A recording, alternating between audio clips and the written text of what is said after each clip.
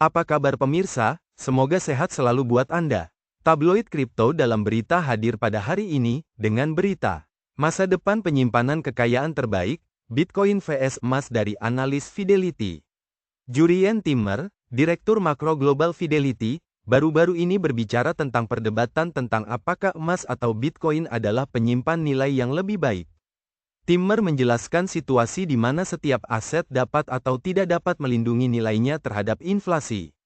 Teori penilaian aset dan jumlah uang beredar. Alasan Timmer didasarkan pada gagasan, dominasi fiskal, yang berarti bahwa pemerintah memperluas jumlah uang beredar sehingga mengancam daya beli mata uang.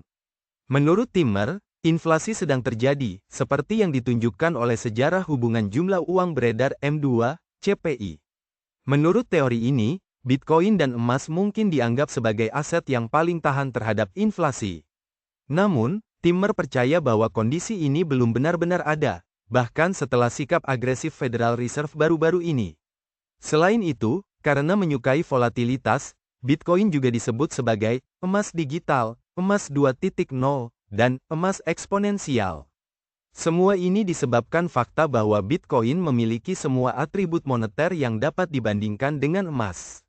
Namun, Timmer menyatakan bahwa ini juga merupakan teknologi internet baru. Namun, agregat moneter fiat harus terus meningkat dalam jumlah yang berlebihan di atas tren biasa agar Bitcoin dapat memasuki dan mempertahankan posisinya dengan emas. Menurut Timmer, pengetatan kebijakan moneter Federal Reserve membuat peningkatan jumlah uang beredar M2 tidak bertahan lama, meskipun terjadi peningkatan selama pandemi baru-baru ini. Ini menunjukkan bahwa emas dan Bitcoin mungkin telah kehilangan nilainya terlalu dini. Setelah laporan terbaru CPI yang menunjukkan perlambatan inflasi, harga Bitcoin telah melonjak menjadi $69.523, menunjukkan kekuatannya sebagai penyimpan nilai. Karena emas dapat mengalami kenaikan 0,91% dalam 24 jam terakhir dengan harga perdagangan saat ini $2.336, laporan ini juga berdampak positif pada harga emas. Faktor-faktor yang memengaruhi korelasi hasil treasury pada Bitcoin. Sementara itu, data terbaru yang diposting oleh Barchat menunjukkan bahwa korelasi harga Bitcoin, BTC, dengan imbal hasil obligasi treasury AS, US, telah menurun selama 10 tahun. Korelasi ini telah turun ke level terendah 53 selama 14 tahun terakhir.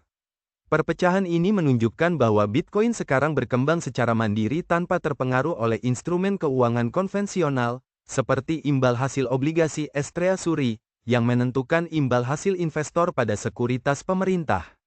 Ini mungkin menunjukkan bahwa Bitcoin tidak terlalu tergantung pada sistem keuangan konvensional, yang mungkin merupakan awal transformasinya menjadi salah satu jenis aset tertentu. Jika Bitcoin terus menyimpang dari standar keuangan konvensional, ini dapat memperkuat argumennya untuk menjadi lindung nilai alternatif yang lebih baik terhadap ketidakstabilan fiskal. Timmer mengakui bahwa keterbatasan umum Bitcoin dan emas sebagai penyimpan nilai disebabkan oleh kondisi ekonomi yang tidak stabil, terutama dalam hal jumlah uang beredar dan inflasi. Demikian tabloid kripto dalam berita kami sampaikan. Pemirsa bisa mendapatkan beritanya secara online melalui media komunitas kripto di tabloidkripto.com. Di sana Anda akan mendapatkan berita-berita terupdate untuk Bitcoin dan altcoin lainnya. Jangan lupa subscribe, like dan share. Salam dari kami redaksi tabloid kripto dalam berita, ikuti selalu berita kami selanjutnya.